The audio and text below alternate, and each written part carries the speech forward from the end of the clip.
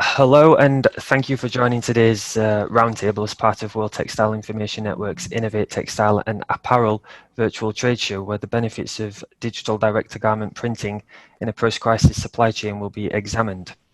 My name is Josie Flink and I'm the Deputy Editor of WTIN's Industry Digitalization team, and I will be moderating today's discussion. Digital direct-to-garment printing, also referred to as D2G printing, forms just a small segment of the overall textile printing industry, but its influence and significance in a digitalized supply chain is growing. There has been a lot of talk in recent months about an uplift in the implementation of digitalized manufacturing solutions post-COVID-19, and today we will be looking at what this will mean for the D2G sector. Our panelists will offer insight into the latest technological innovations, developing trends like personalization, on-demand manufacturing, and key emerging markets for the D2G sector.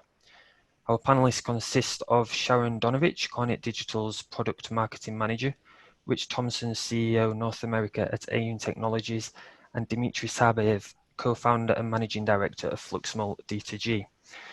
For those of you who are not familiar with Fluxmal D2G, the company is a machinery distributor for the D2G industry in Vietnam and has been since 2014. The company also organizes and sponsors a number of educational initiatives alongside universities and leading fashion brands in Vietnam. So that leaves me with just a little bit of housekeeping before we begin. If you have any questions for our panelists at all, then please feel free to submit these in the live discussion thread. Okay, so as I mentioned, we will talk a little bit about the technological developments in the D2G market and what we can perhaps expect post-COVID-19. So I think if we start with the two OEMs who are with us today, Sharon and Rich. Sharon, starting with you, perhaps you could tell me a little bit about what's next for the D2G market, because obviously in and around ITMA 2019 last year we saw a lot of new solutions come to market in this sector. So yeah. So basically, like you asked, based on always customer feedback, always they want, faster, better, more cost effective. This is always on the table, okay? And it's in Kornit DNA. But Kornit vision is always to enable sustainable production and on-demand production. We know that customers wants to become digital. They need to be not only digital in the direct-to-garment, but also fully digital with workflow and actually the entire end-to-end workflow solution. The COVID-19, we saw pushed a lot of the online and e-commerce and changed the supply chain. Okay? We saw customers that were ready with online platform and the ability to make to order were the ones that were up and running faster and more successfully. And actually, this acquisition of the UK-based company Custom Gateway, which is a provider of cloud-based software workflow solution, is actually fitting exactly that vision of Kornit, and by supplementing the visibility and the ability to control the print operation, the Custom Gateway platform will allow us to connect the front end, the online or other storefront to the back end, okay? So by that, Kornit will offer customers the complete end-to-end solution, and everything will be more efficient, scalable, profitable, and will meet the demands of today's market, because really we saw a huge change after COVID-19. Everything is much more accelerated, faster, and different. And Rich, is there anything you would like to add on that in terms of what we can expect post-COVID-19 in terms of technological developments for D2G printing? Well, the big thing from COVID-19 that we found is that demand didn't stop, supply did. So the people in the US that were able to continue to run got bigger and got faster, and they've been running at Q4 basically output since the onset of coming back online after the shutdown for 2 weeks in March. So the big got bigger, the smaller getting bigger, and more people are coming this way, because as you change the way people can buy and you do some generational marketing, you see that the one-off market is going to continue to grow to a point where the contract decorators are the ones that really got hurt in this whole. Mm-hmm. So the that were doing B2B business, they got hurt dramatically, and they're trying to figure out how to pivot to do more of the B2C stuff. So the connectivity, efficiencies, but it still comes down to cost per print, ROI, and uptime on your machine. So the faster, the cheaper. We're always chasing screen, and people, when they have extra labor and they have time, they don't have a problem pivoting and putting human resources to keep them employed in the US on analog type solutions. So we still have the cost per print hurdle that we're chasing.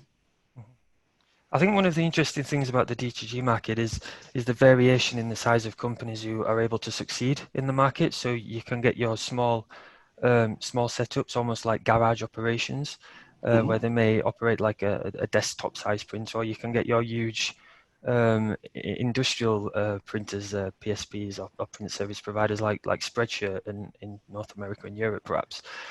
How do their requirements differ, and how difficult is it as an OEM to sort of offer a solution that can suit both companies in that respect? Well, from our perspective, every machine we make prints the same way. So we use the same industrial components from our top-of-the-line Kyo Link all the way down to our newly introduced Micro.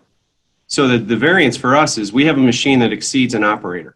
So our Kyo 12.3, one operator can't keep up with it. So we migrate down. So the idea is to bring people that buy one or two of the smaller commercial desktop units that want to get an industrial ability for a cost per print and have that durability for a machine that's going to last 5, 7, 10 years versus replacing it every 18 months. We're going down to make sure we bring more people into the industrial platform. So our product development is focused on obviously pivoting to where the market needs it. The big guys, they can't, from an operations standpoint, they struggle with labor. So if I have a machine that needs 2 labor units, that makes my cost per print upside down. So we don't have a need to get faster. We have a need to actually bring more people into the family. So we've migrated down with smaller units. Mm-hmm.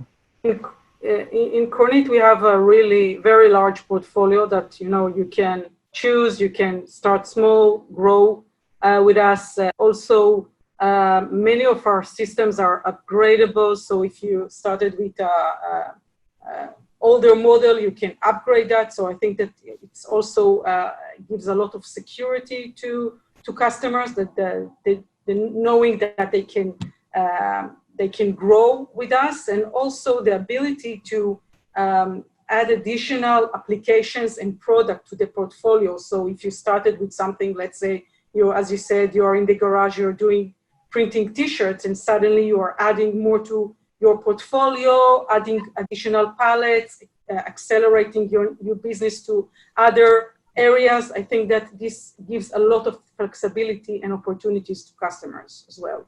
Mm-hmm. And how difficult is it for a small scale DTG printer then to grow and scale up their operation? And it depends. I mean, so the industry has kind of changed. Like there's people that did a Facebook ad that did 100,000 pieces that had never done a T-shirt before. So it's all based on design and something hitting. So the transformation within the marketplace is what we're seeing is a lot of these small Etsy stores, these small Shopify stores. They're hitting with enough. In the U.S., let's be honest, it's an election year, so the amount of creativity that's going to come out around just election-type T-shirts is going to be phenomenal. So if you get one that hits, and let's say you're paying a contract decorator X amount of dollars, and you can print it yourself for a fraction of that, buying a piece of capital equipment along with the tax benefits makes a lot more sense than it did a year ago. So what you're seeing is, I personally think the small hand squeegee type people that do shirts manually in their garage, they will go away. This has made it that they can't compete. What's going to happen is you're going to get more people into the digital side. And again, if you go buy a small commercial unit doing, 15, 20 shirts an hour, that's not enough to do 5,000, 10,000 piece orders doing one-offs. So they have to jump from basically never doing anything to getting in there. So, and from that piece, you have to have an architecture to plug into an API. So they can download their Shopify stores, they can process their orders and make it as easy as possible. So coming into DTG today versus 2015 is night and day. I mean, it's not necessarily plug and play, but it's pretty close. Yeah, absolutely. I think what you see is that it's not necessarily the small printers that are moving to digital. You would see a lot of guys that are doing IT, and e-commerce, adding DTG capabilities to their business, okay? They never did anything. They never printed a t-shirt, but they have a very strong IT capabilities. They have a very strong e-commerce capabilities in adding a printer to that, as Rich mentioned, like a plug and play to that area with something that does not require any experience, because if you were doing before, you need to be an artisan. You need to know what you're doing. It's not easy to print on textile, okay? So here you are getting to a level of so much simplicity with no need, with Kornit technology. You don't need to pre-treat anything. You just print it and dry it, and you have a ready to ship product. So it gives the ability to enter this market to companies that were never actually doing any textile printing. So if you look at, guys like Printful, they were not coming from printing on t-shirts. They were an IT company, and they added this capability, and they are huge. They're actually fulfilling for people that want to print on a t-shirt. Okay, they are B2B business, but they are growing like, people are using their platform because it's so easy, so friendly, and the ability to print very easily on a t-shirt, it's something that they added to their capabilities. So I think it's fair to say that we can expect a lot more companies to enter the market in the next 5 years, say. Absolutely. Absolutely. Well, that's great. The big thing too is, let's not forget, is that there's no, from a textile standpoint, there's no standard on a t-shirt. There's no standard on a garment. So being able to take a lot of that out, we're seeing that a lot of the bigger brands of t-shirts are moving to a pre-treated garment so they can control it. So then it comes down to speed and cost per print. Mm-hmm. And that brings more people in. Mm-hmm. Oh, that's great. That's fascinating stuff. And currently, the US is home to the largest D2G market. But Dimitri, this is where I'll bring you in, if that's okay. You're based in Vietnam, and as I mentioned in the opening, at the beginning of the roundtable, that you were established in 2014. So in the last 6 years, how has the D2G market in Vietnam grown and developed, and yeah, what is it that that is bringing and attracting print houses to invest in D2G printing technology?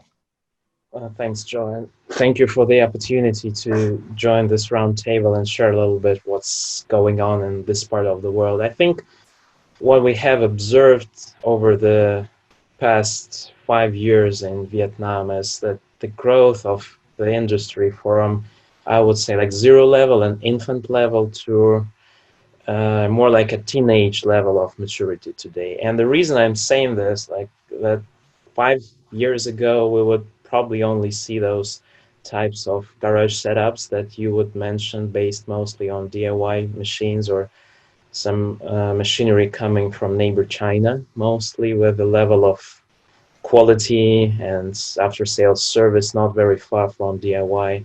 And from consumer perspective, it was very hard to imagine that you can actually print something customized really fast, and there were no real well-established print shops, and you would need to travel to some very distant facility to have something printed, and it wouldn't happen fast anyway. This moment, 2020, we see ongoing placement of branded DTG printers, more teams arising with a very specific need for DTG, and the rise of the whole young fashion industry in Vietnam that benefits greatly from utilizing the DTG service providers. In that scope, that was really hard to imagine 5 years ago. On a regional level, we see some countries doing better, like Malaysia, Singapore, really strong dealers appearing there. Some countries are really slow on demand in this region, but I think that's just a matter of time for them to grow. Mm-hmm. Oh, that's great. It's very interesting to hear of new markets. And from an OEM perspective, obviously the US market is I guess where all the money is at. But at Cornet and at AUN Technologies, I assume you'll be fully aware of what's going on in markets like Vietnam and the broader Southeast Asian region, and are these areas which you intend to eventually expand into? Absolutely. Cornet was always operating in the Far East. We have a large operation there, and we have a large install base. But I think, as Dimitri mentioned, this market is growing and is growing to that direction. Okay, if in the past it was always around very long runs and more mass production in the Far East, this market has its local consumers, okay, that you need to print for or fulfill for. And I think that this market is definitely going to be a huge market not in the far future, but very close. So I think this market, we also see a shift toward digital, okay, from mass production, which was always also fulfilling for the West.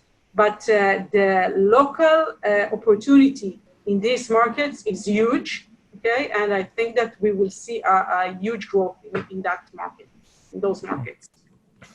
Yeah, same from our perspective. I mean, the thing about AUN is AUN's been around for a long time, and they've done well globally, rest of world. They just haven't had much of a presence in the U.S. other than a couple big customers, and that's basically why I'm here. So from a growth standpoint, the issues that we see are you go to market different ways in different countries. I mean, for instance, if we look at the Far East, absolutely. Yeah, with local dealer networks, you have some of the larger mills that are going to get into actually decorating on their own. So producing the textile, decorating the textile, producing for local markets, producing to ship to the United States. But the way people buy is completely different. So the fact with COVID, rest of world has struggled, I would say, more than the US from a standpoint of there's no trade shows. So you can't go. I mean, when you're going to look at a piece of a couple $100,000, you want to see it run. Now in the US, it's been completely opposite. We've had more success outside of a trade show venue than rest of world has. So I think the other thing too is this whole COVID thing has actually made the globalization, whatever word we want to use, easier for us to communicate with our prospects and our customer base for growth. Mm-hmm. And machines have gotten so much smarter that we have a knock center. I can tell you today where all machines are located globally, how they're running, how many shirts they produced yesterday. And if there's any things within them that, maybe we should do some preventative maintenance on. So again, the quality of product has gotten so much better and the costs are starting to come down where it's more competitive everywhere from a global standpoint than just trying to focus on the next big gorilla in the US. Oh, that's great stuff. It's great to hear, and it's going to be a very exciting future to see how things develop. That's for sure. Dimitri, if we could go back to you for a second, what is Fluxmol D2G working towards in Vietnam, and what exciting developments can we look forward to in the country? Well, as you know, that most of the garment and textile industry here is truly export oriented, and we of course watch how the whole industry is developing. And I have some statistics here that last year, 2019, the industry actually, the whole garment and textile industry earned over $39 billion from US dollars from exports. And the foreign direct investment capital was over $1.5 billion in over 200 different projects. And of course, we also know that very well-known garment brands are being screen printed massively in Vietnam at the moment. And even some productions are moving for known reasons from China to Vietnam. And of course, these numbers are impressive, and we certainly watch and we try to analyze how we can be helpful to large volume businesses here. And most importantly, who among them are really ready for DTG. And we're very well established in terms of smaller scale solutions, entry-level solutions, but you will certainly see us soon watching us partnering with some bigger names in our attempt to provide effective solutions for bigger factories. And the effective would be the key word here, because in Vietnam setting, there is so much to assess. Not only the financial aspect, but how well the team is prepared to run high volume DTG from a tech standpoint, operations. Also, language barrier sometimes is an issue, especially for people over 40 years old. Sometimes it's really, there is a certain way of communication, certain problem with the communication. So we should look at things, how qualified they are to own certain machines and how that actually fits their business models. So that's something that we're trying to work on. Whereas we work a lot with younger teams and teams that work small scale, but we're certainly looking to how to help bigger productions. And it's embarrassing to say there is not a single DTG factory right now in Vietnam. So we certainly want to contribute to change this situation here. Mm-hmm. You sure? Because I remember that used to have, I think that there is some DTG. Yeah. There are certainly machines here in the country. There are some of them that are 100% export-based, but that makes sense. Recently we don't see any cases that had an industrial scale and were effective in the local market. That's what I'm saying. Okay. The local. And can you put some sort of time scale on when that will change? Well, we hope that things will develop in the next few years as we see the increasing investment in DTG and from factories and other companies that are not small setups, not only print shops, but would actually try to get to more mass production. So hopefully the next few years we'll have, especially when this COVID thing will be a little bit over, we can see the increasing numbers. Okay. So I think one thing we could all agree on is that COVID-19 has been a real challenge that nobody expected or anticipated this year. So for OEMs in terms of R&D, how has the pandemic, has it set you back at all in terms of what you were working towards? I'm guessing you will have had plans in place and perhaps time scales for when you perhaps wanted to launch a new solution. Have you had to revise those at all? Sharon, start with you. No, beside a short period in the beginning, we had a short lockdown, a complete lockdown. Kornit was fully operational. We managed to work into shifts, some capsules, and I think that if you will talk with Kornit employees, they will tell you that they actually worked more than before because, when you're some of us working from home, it was like no really distinguish between home and work. We are not stopping. All our plans are on schedule. We're keeping developing, bringing more innovative solution to the market. All this acquisition of a custom gateway happened during this COVID-19. So actually nobody stopped. The fact that we cannot travel, it's okay. There was some time that sales would not be able to travel, but in Israel, Kornit is considered to be necessary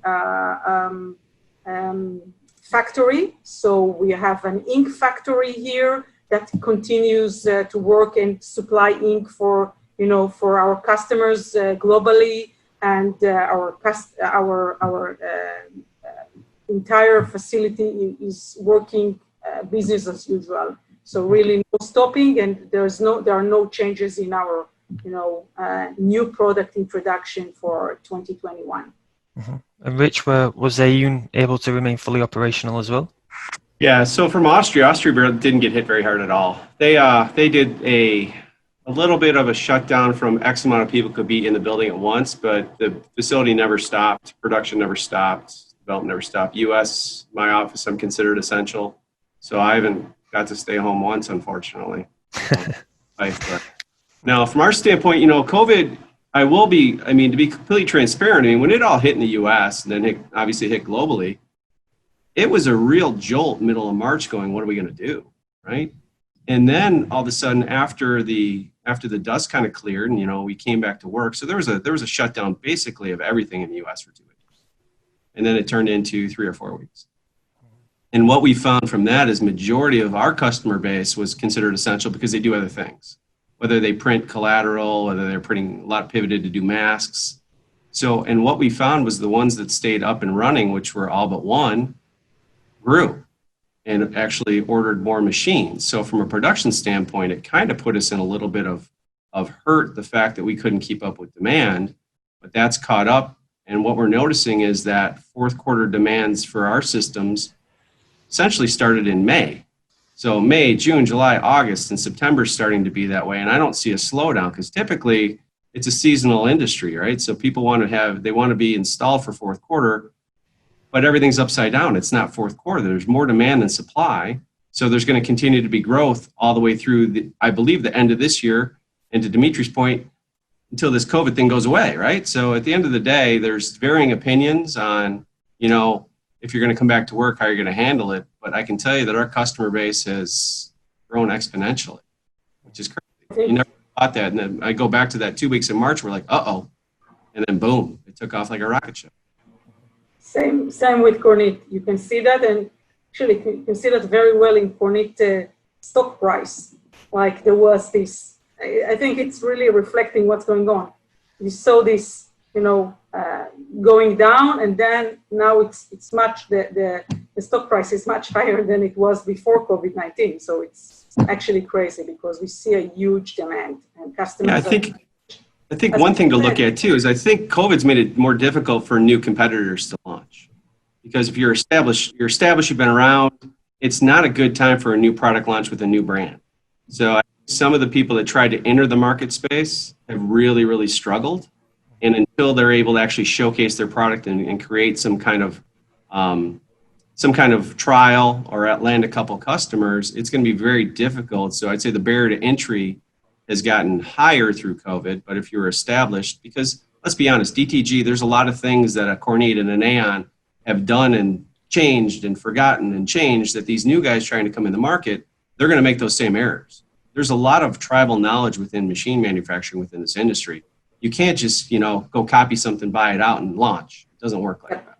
Yeah. So if you're established, you're going to continue to do well. If you're going to try to get into the market, it could be a little slow. Okay. And in terms of DTG installations, have we seen those drop? I assume as print service providers have perhaps struggled a little bit financially through the crisis. Have we seen a drop in the number of installations? As Rich mentioned, it's actually growing. The COVID-19, with all the changes in the supply chain and the fact that it was actually really challenging to bring inventory and to print in the Far East, it's changed the entire supply chain. Okay, so customers prefer to print what we call made to order or print on demand instead of risking with inventory. They want to do it close to the customer. Customers that are buying stuff through online or e-commerce expect to get it fast. Okay, so my daughters, when they order something, they are expecting next day delivery or 3 days delivery. So everything needs to be fast, and you don't want to risk inventory, and you want to do it close to your customers. So everything was actually changing the supply chain to be more disruptive, more innovative. And the only way that you can actually do that in some cases was with digital technology. So definitely we didn't see any stop. So again, when the COVID-19 started, yes, you saw that. I think that the world just stopped for a few weeks.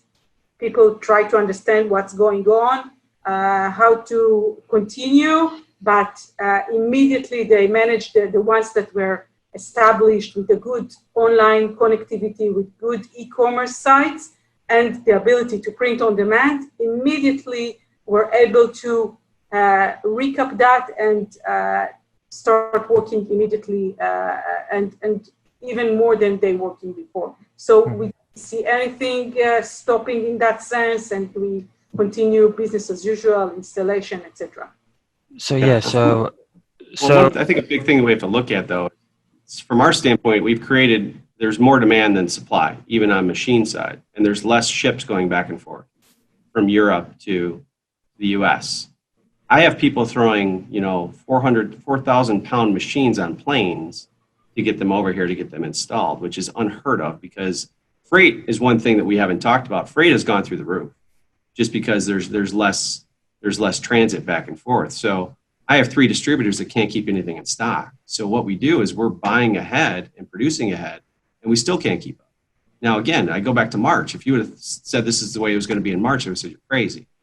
But the year has been so unorthodox that, I hate to say it, other than the health problem of it, from a business perspective, it's been a godsend. Mm-hmm. And so in what way does sort of, because I don't believe that's necessarily true for OEMs of other perhaps roll-to-roll inject solutions. So what I'm asking, I guess I'm asking what. Well, that's a trailing indicator. That's a trailing indicator. Yeah.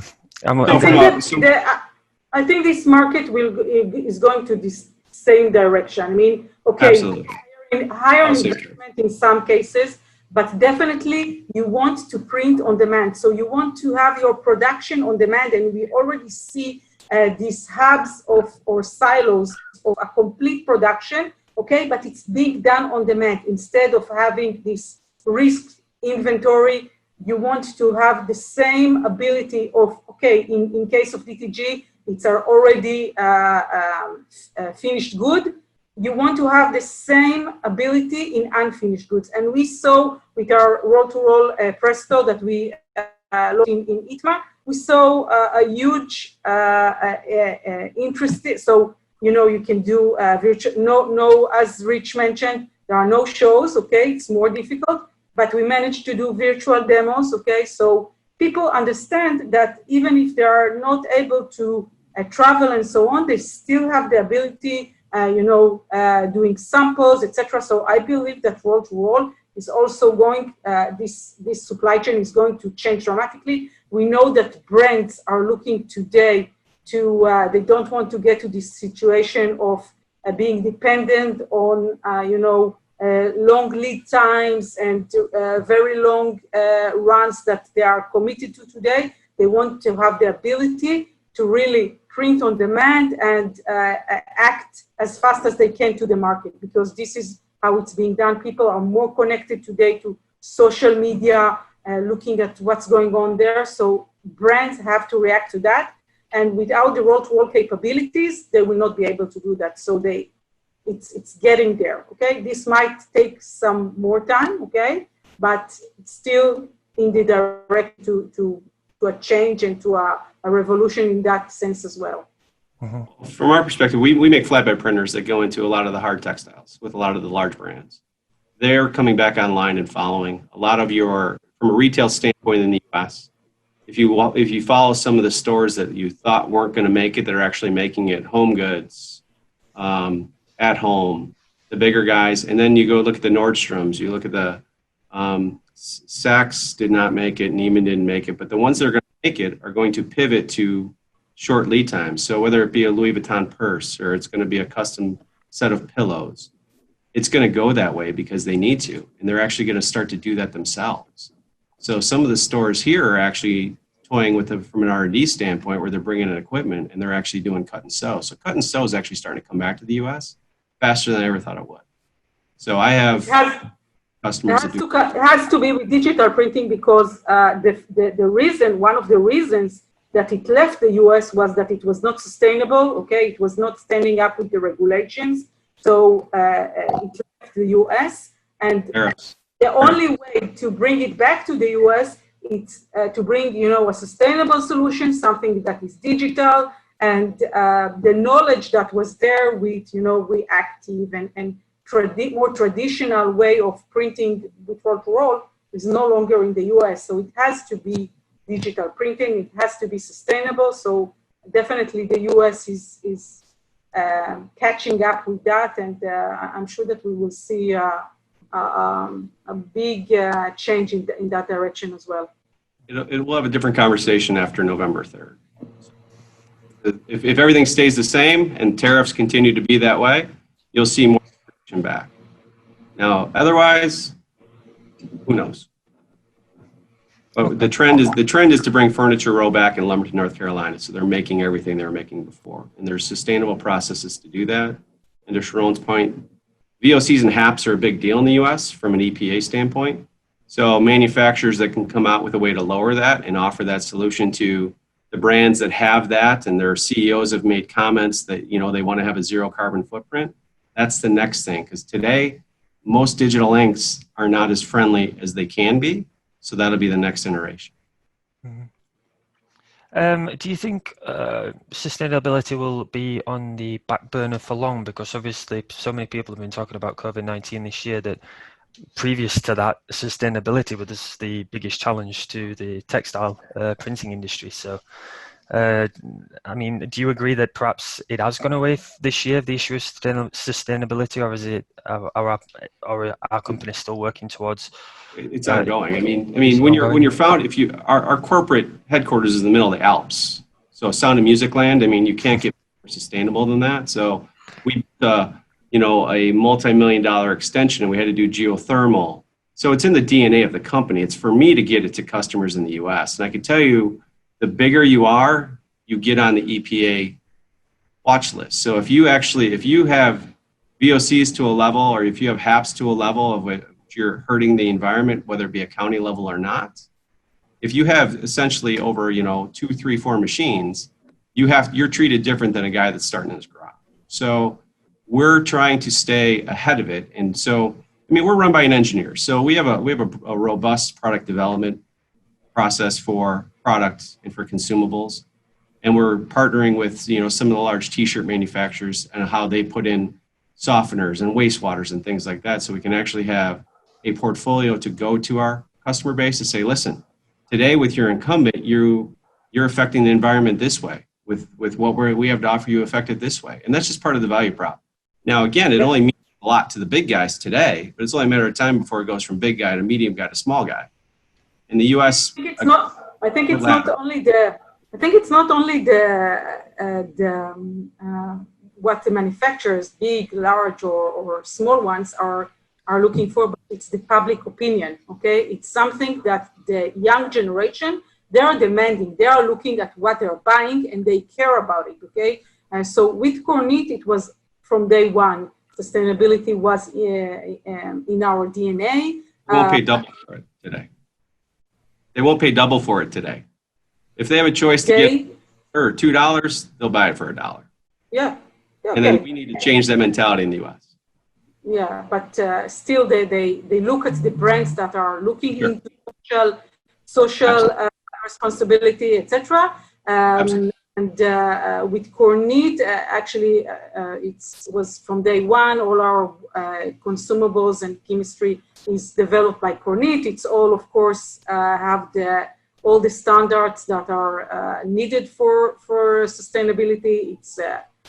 It's completely waterless. We're not wasting any water. We're not using any water in the process. So everything is very, very sustainable, and therefore many of the brands are looking into that and looking into this type of solution. Definitely with the roll-to-roll, that is, a single step. You're not wasting anything. Has an embedded softener inside the system, so everything is really completely towards sustainability. And Dimitri, in Vietnam, sustainability is also a big discussion at the moment, as more and more manufacturers are looking into sustainable technologies, and I believe younger generation is much more sensitive to it, because in Vietnam it's a big pollution generally is a big issue, and we feel that with the younger generation, this is much more they're much more sensitive to it. And also with those factories who actually receive orders from the overseas, they of course have certain requirements for utilizing chemicals and consumables and everything. So people would have a deeper look. That's why they turn into DTG, just because they're trying to look for an eco-friendly technology and switch from more traditional methods. Mm-hmm. Yeah, several of the brands said that they have to be PVC free if they're not already by a date. and then they have to lower their carbon footprint by X by a date. So they're all making these statements, and the younger generation will hold them accountable. Mm-hmm. And but in terms of price, do you think the younger generation? Because I probably still class as being in the younger generation, and I know You are to me.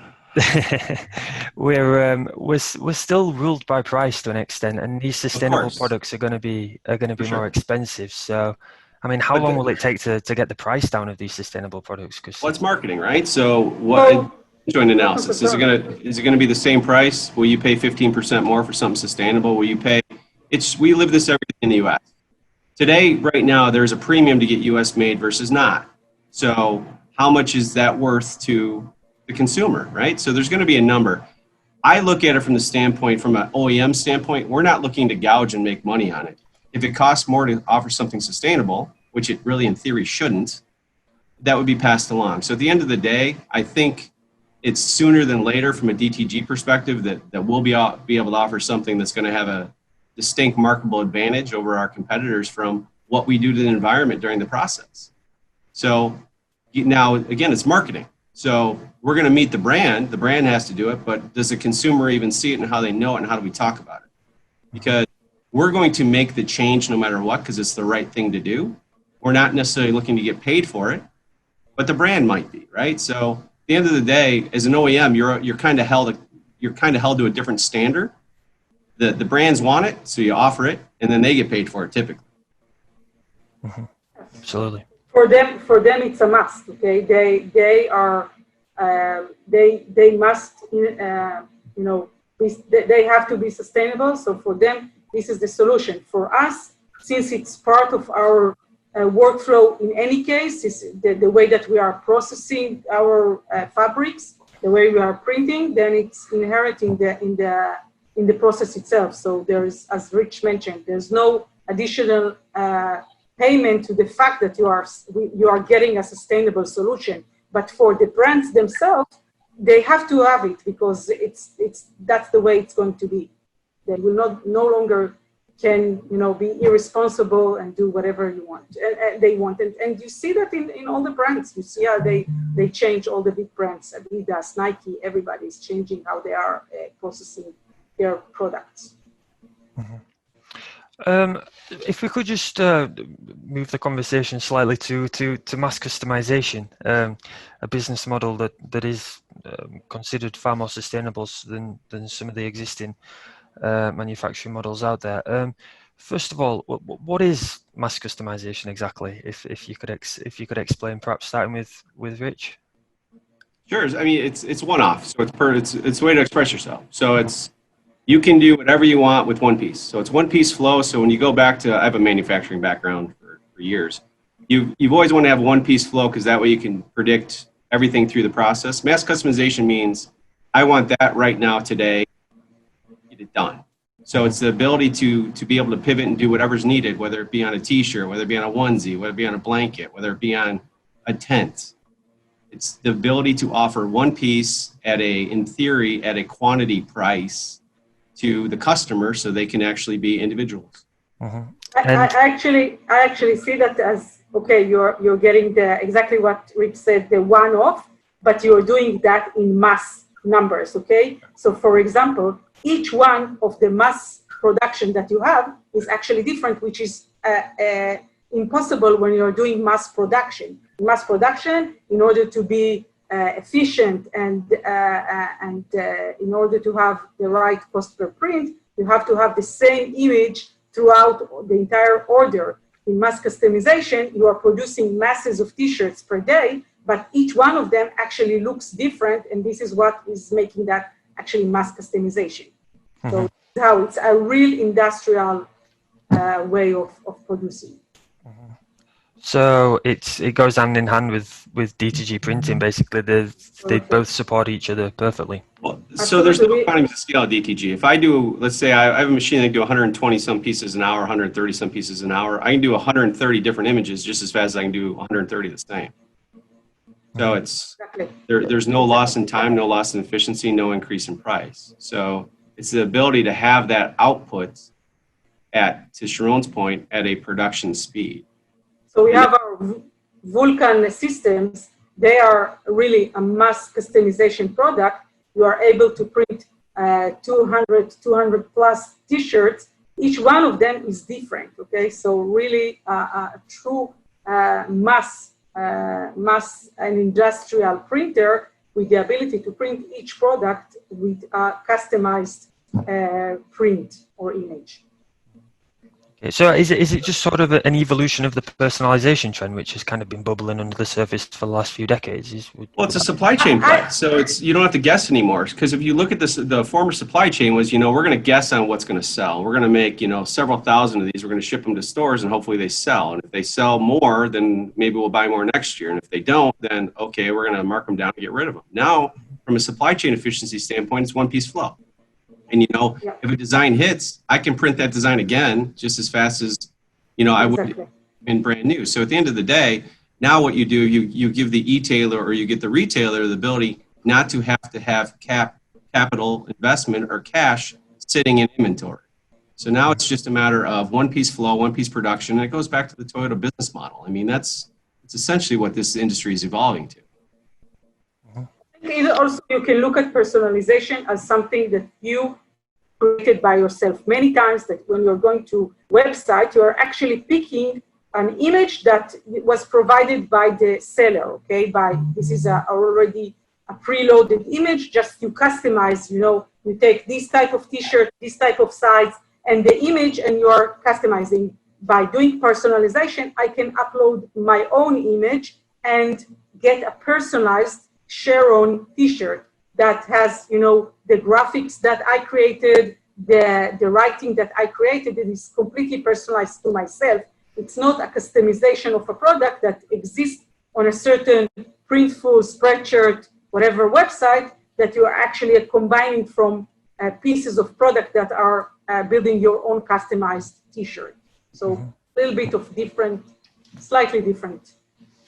So we talk about it from the B2C side. The B2C side's easy. Because you know what? Everyone wants to be an individual. They upload. They've got multiple front ends. They make their own front end, and they get something produced. It's the B2B side in the U.S. that's the challenge, because that whole industry is several $100 billion, and they've gone to market a different way. So they are the traditional saying, how many pieces, how many colors, because they're going to screen it. Now we're going to say, you know what? If you're going to buy 1,000 T-shirts and you're going to put 15 logos on the back of it because you're going to do a Susie Komen walk here for breast cancer awareness, why don't you do full color logos for all of your sponsors? And then that way they're actually going to get the brand recognition they deserve. That's a whole nother paradigm, and cracking that code is going to make another mass growth within this space. B2C, that's the sales process, I'd say, is pretty solid. People understand that. The B2B side, cracking that code is going to be the next evolution within BTG.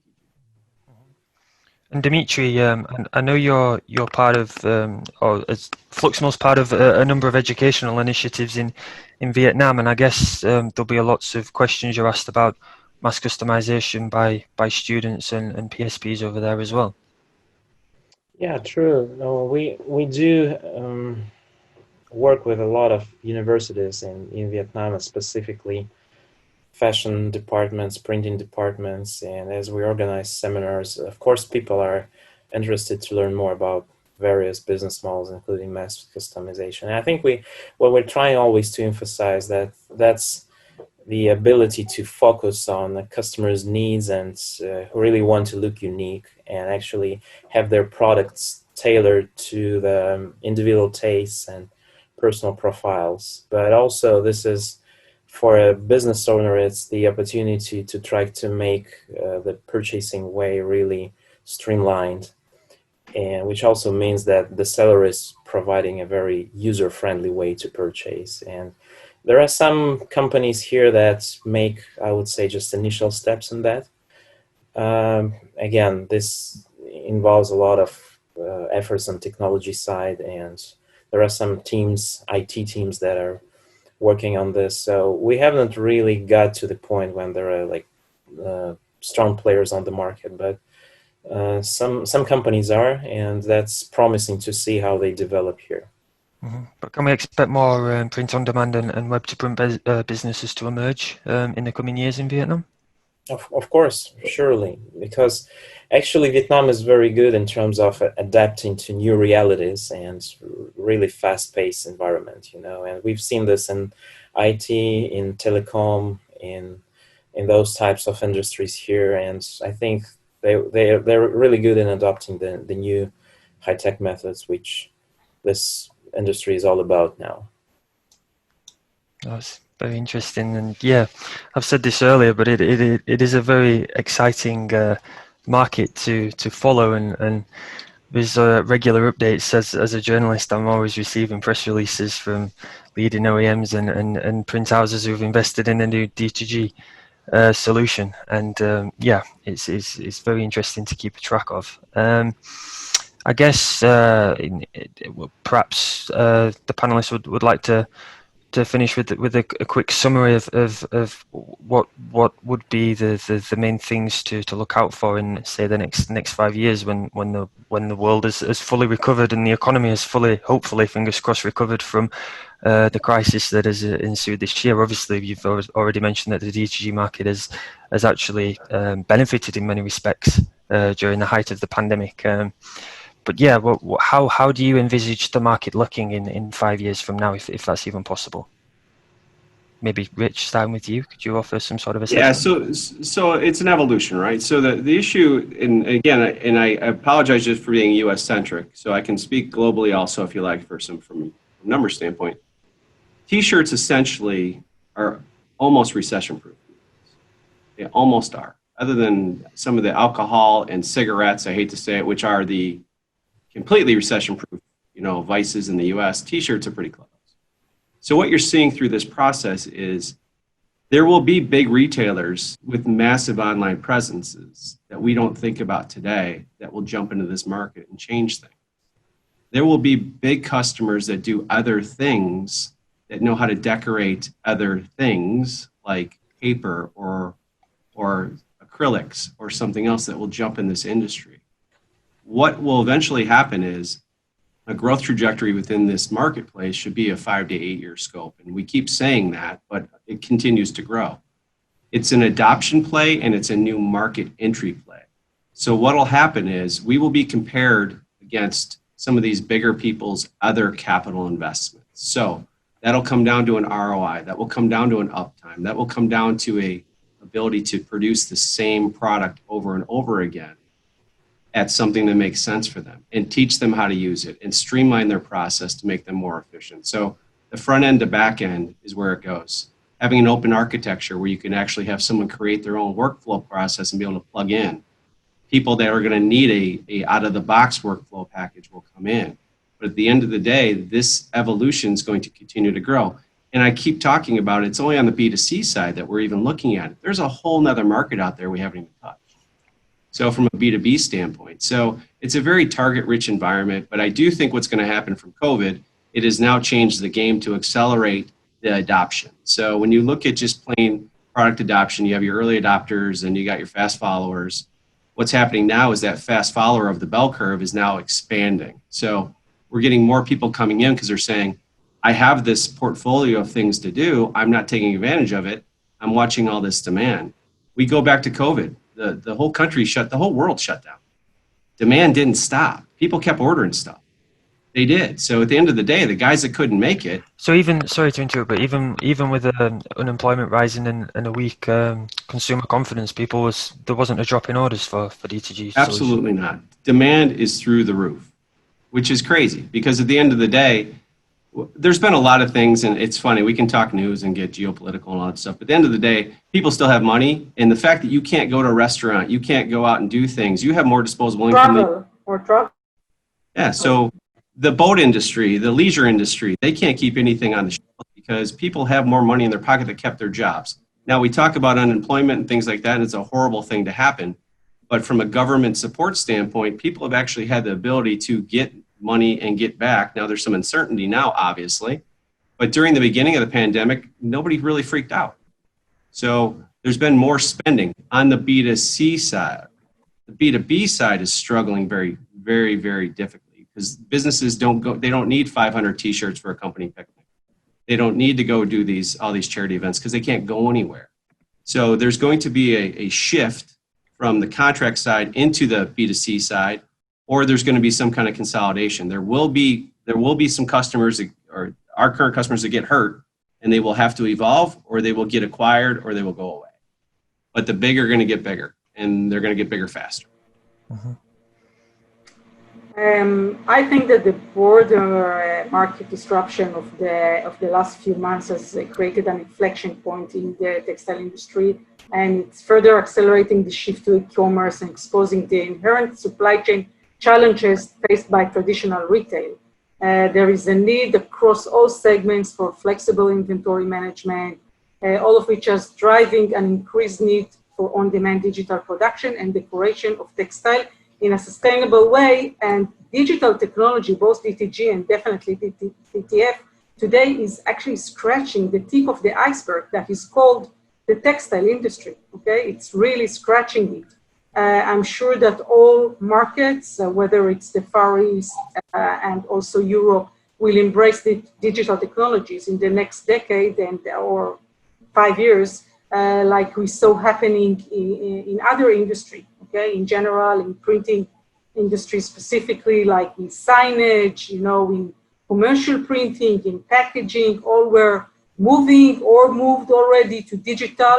And the progress of the digital technology in textile, whether it's DTG or DTF, is evolving all the time, okay? And with time, it will be the de facto technology in the market. So I'm not saying still there will be mass production in some cases, but I think most of the market will, like in other technologies, move to digital and will embrace DTG and also direct to fabric. So we will see this cut and sew production manufacturing closer to the customer, and there will be a lot of innovation around automation and supply chain, differences in supply chain workflow. Everything will be much better incorporated into the production, and this will be a completely different world from what we saw until today. Oh, that's fascinating. And Dimitri, maybe you could offer or summarize for us what Fluxmold DTG is working towards in Vietnam over the next 5 years.